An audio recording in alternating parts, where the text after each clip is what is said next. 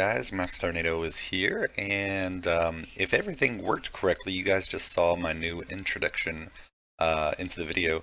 So huge shout out to a Polo Panda. He actually gave me that as a gift for my birthday. So super awesome of him. I appreciate him a whole lot. And also a huge shout out to the creator of it. I've got it pulled up over here on Fiverr. So if anyone is interested, we'll do a quick shout out for him. So it's right here, Royal Jat. I'm sure or Royal Jat maybe. I'm always bad at pronouncing things, but definitely go and check him out if you're interested in getting like an introduction done for your own thing. So very cool of him. I'll have his name down in the description as well.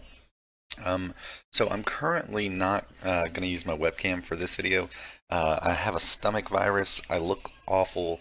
I know I sound awful as well, but I just wanted to do a quick video.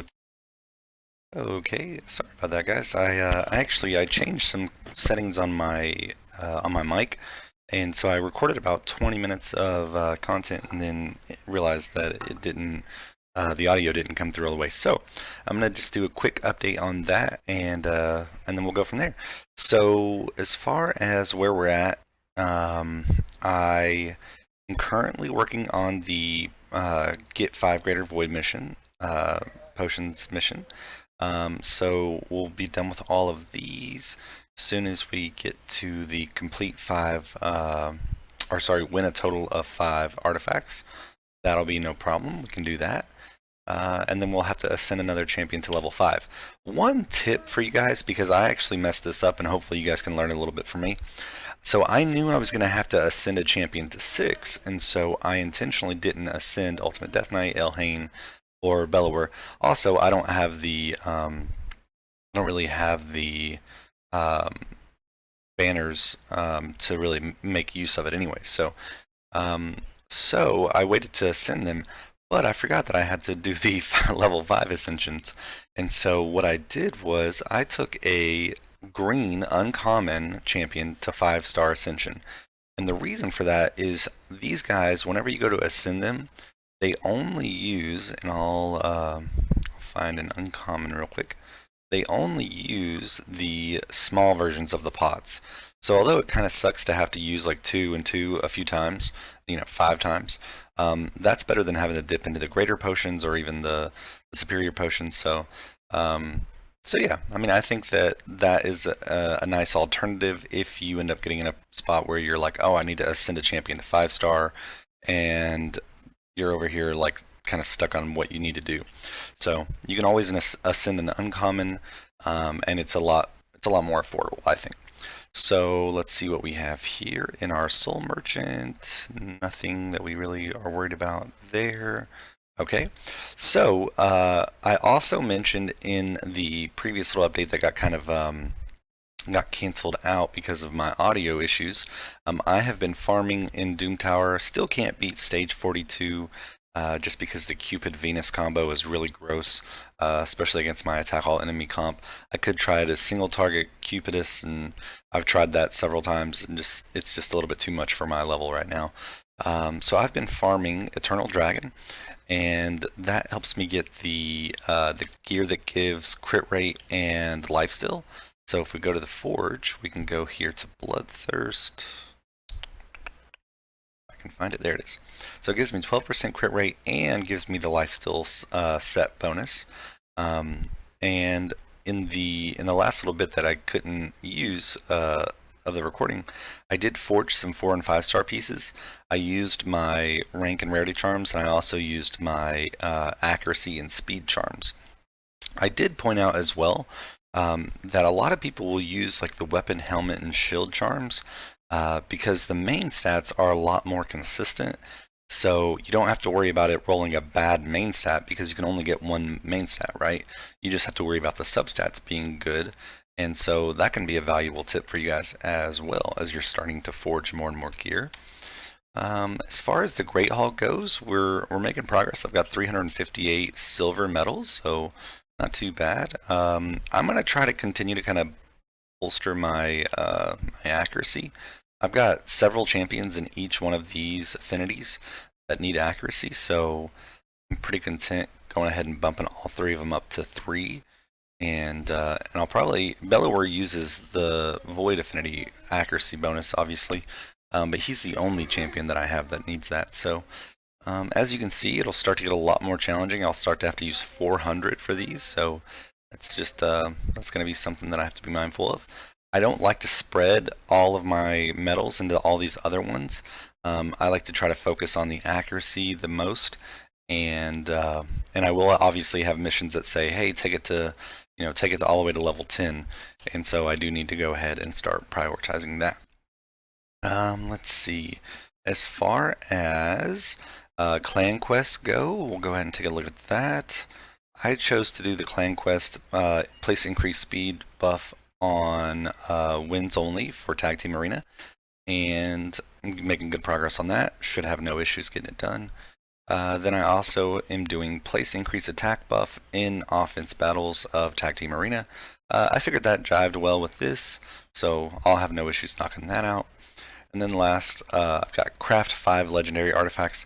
The benefit of this one is it doesn't say that it needs to be like craft 5 legendary gauntlets. Some of those are like that, like this weapons, and those are actually a lot more challenging to get. So I just went with this one because it seemed the easiest. And just as an example, I'll go in here and craft some of these Bloodthirst pieces, and we'll see if we pop a legendary out of this. Yep, there's a legendary. So even though it's a 3-star legendary, it doesn't say what level it has to be. It just says it needs to be a legendary. So we'll go ahead and pop another 10, and that might complete our clan quest. Nope, be one. So I'll get another one after we do our Doom Tower silver keys, and be able to do another 10 pull. Let's see.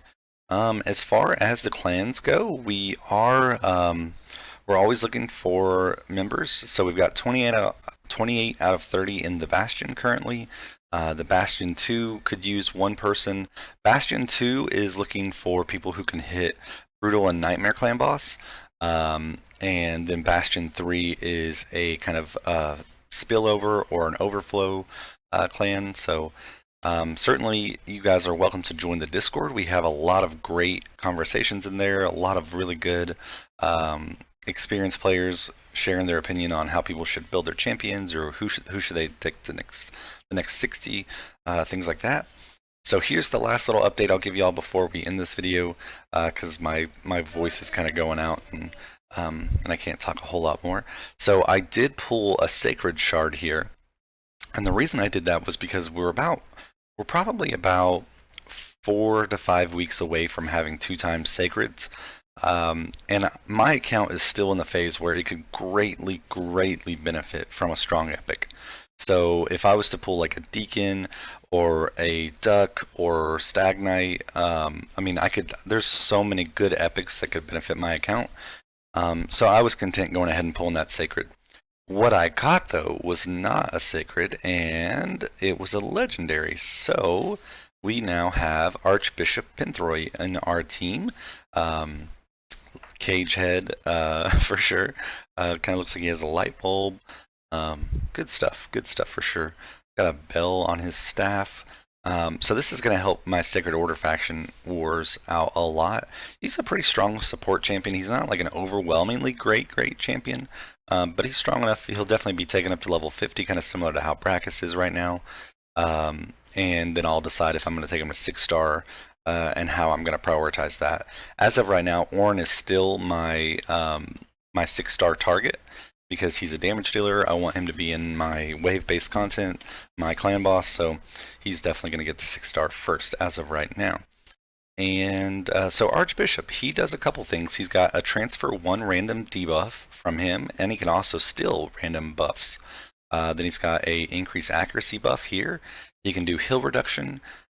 He can also do block buffs, so he's quite good against Ultimate Death Knight in regards to being able to stop what Ultimate Death Knight does. And he's good against Hydra too because of the block buffs, and that can be put at 100% chance as well. So good for that. He can be used also, for say for Fire Knight to prevent the heal, but generally any good heal reduction champion can do that as well. wouldn't necessarily need to be him. This is a pretty strong support skill right here. So heals all allies by 30% of their HP, places increased defense, and if 4 allies are alive, we'll go ahead and place a shield as well. So you get the heal, you get the increased defense, and you get the shield. Then we've got removes decreased defense and weaken against him, so not anything too wild for that. But I also like his aura lead. He's got an accuracy in all battles by 50, and that can be pretty strong in early game just because so many champions need accuracy and it's kind of hard to get early game. So that is all for now. I'm going to go ahead and start saving up my ancient shards, I believe, and my void shards. Just as another kind of word of caution, it's always valuable to save these for 2x events. But you know your account best. If you're in the position where you still very much need some strong rares or some strong, strong epics, if you're thinking about pulling sacreds, you could go ahead and pull. It's your option. It's never my place to try to tell people like you should do this or you should do that. I just try to give people information and let them play the game the way they choose to play it. So I appreciate all of y'all. Appreciate the support. And definitely send me positive vibes as I start to feel better. My youngest son is starting to get the flu. It seems like he's got a fever, so we're hoping that we don't have to take him to the ER. But we'll just keep on pushing through, and I'll catch y'all on tomorrow's video. Remember, Monday we're going to be doing a keyword for the next Ninja account giveaway, and as we get closer to 1,000 subs, I'll start showing off some of the champions in those 2 super stacked accounts that we're going to be giving away. So I will talk to y'all a little bit later. Have a good night.